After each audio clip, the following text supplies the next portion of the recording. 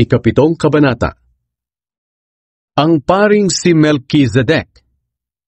Itong si Melchizedek ay hari noon sa Salem, at pari ng kataas-taasang Diyos.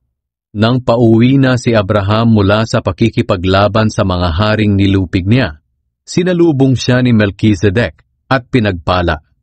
Pagkatapos ibinigay sa kanya ni Abraham ang 10 ng lahat ng nasamsam niya sa labanan. Ang kahulugan ng pangalang Melchizedek ay hari ng katuwiran. At dahil hari siya ng Salem, nangangahulugan na siya'y hari ng kapayapaan. Walang naisulat tungkol sa kanyang ama at ina o maging sa mga ninuno niya. At wala ring naisulat tungkol sa kanyang kapanganakan at kamatayan. Katulad siya ng anak ng Diyos. Ang pagkapari niya'y walang hanggan. Isipin niyo na lang kung gaano kadakila si Melchizedek. Kahit na si Abraham na ama ng ating lahi, ay nagbigay sa kanya ng 10 mula sa lahat ng nasamsam niya sa labanan. Ayon sa kautusan ni Moises, ang mga paring mula sa lahi ni Levi ang siyang tatanggap ng 10 mula sa mga kapwa nila Hudyo, kahit na nagmula silang lahat kay Abraham. Hindi kabilang si Melchizedek sa lahi ni Levi, pero tumanggap siya ng 10 mula kay Abraham at pinagpala pa niya si Abraham, ang taong pinangakuan ng Diyos. At alam nating mas mataas ang nagpapala kaysa sa pinagpapala. Kung tungkol sa paring mula sa lahi ni Levi na tumatanggap ng 10, mga tao lang sila na may kamatayan. Pero pinatutunayan ng kasulatan na si Melchizedek na tumanggap ng 10 mula kay Abraham ay nananatiling buhay. At masasabi natin na kahit si Levi na ang kanya ang tumatanggap ng 10, ay nagbigay din ng kanyang 10 sa pamamagitan ni Abraham. Sapagkat na magbigay si Abraham kay Melchizedek, masasabi nating si Levi ay nasa katawan pa ng ninuno niyang si Abraham. Alam natin na ang kautusang ibinigay ng Diyos sa mga Hudyo ay batay sa pagkapari na nanggaling sa lahi ni Levi. Kung makakamtan sa pamamagitan ng mga ginagawa ng mga paring ito ang pagiging matuwid, hindi na sana kakailanganin pa ang ibang pari na katulad ng pagkapari ni Melchizedek, na iba sa pagkapari ni Aaron. At kung papalitan ang pagkapari, kailangan ding palitan ang kautusan. Ang ating Panginoong Hesus na siyang tinutukoy na ipinalit sa mga pari ay kabilang sa ibang lahi. Dahil malinaw na galing siya sa lahi ni Huda at hindi kay Levi.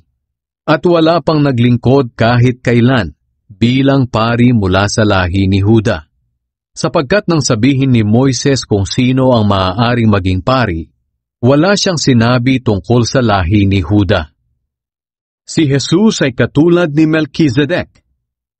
Lalo pang naging malinaw na pinalitan na ang mga paring mula sa lahi ni Levi nang magkaroon ng ibang pari na gaya ni Melchizedek. Naging pari siya, hindi dahil sa lahi niya ayon sa kautusan, kundi dahil sa makapangyarihan niyang buhay na walang hanggan, sapagkat ito ang sinasabi ng kasulatan tungkol sa kanya. Ikaw ay pari magpakailanman, ayon sa pagkapari ni Melchizedek. Kaya nga pinalitan na ng Diyos ang dating kautusan, dahil mahina ito at hindi makakatulong sa atin, sapagkat walang matuwid sa paningin ng Diyos sa pamamagitan ng pagsunod sa kautusan.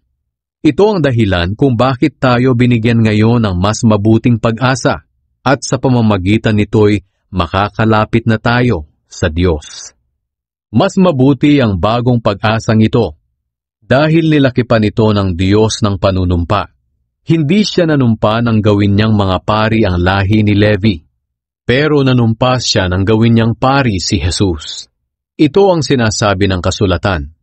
Sumumpa ang Panginoon na ikaw ay pari magpakailanman, at hindi magbabago ang pasya niya. Kaya si Jesus ang naging katiyakan natin sa isang mas mabuting kasunduan.